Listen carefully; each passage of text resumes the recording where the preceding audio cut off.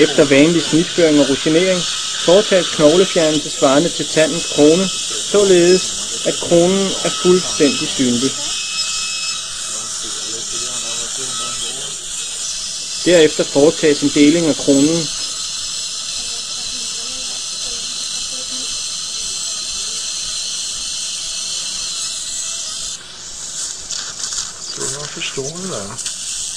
Her ses kronedelingen afsluttet.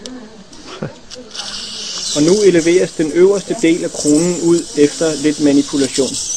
Ja, den lille bid, der låser for det. Ja, det er låst. Den vil den her mundvæg. Herefter er det muligt at løsne den underste del af kronen, som her ses under elevering. Er det okay? Ja. Så ja.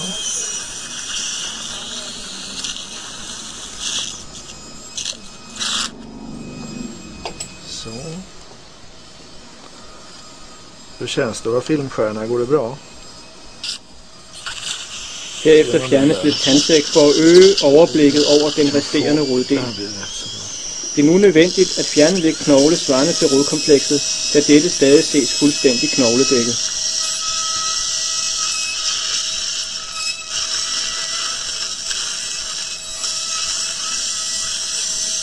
Herefter forsøges at elevere rodkomplekset ud i et stykke, men det sidder for fast.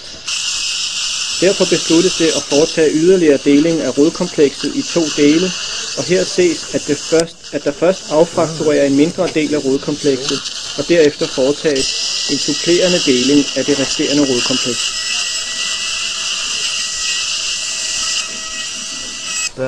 Efter deling af rodkomplekset ses her elevering af den øverste rod, og som det ses her, er der en særdeles kraftig afbøjning på denne rod. Denne afbøjning er formentlig årsag til de vanskeligheder, der viste sig under den initiale elevering. Herefter kan den underste del af rodkomplekset fjernes, og der foretages almindelig sårtoilette og suturering.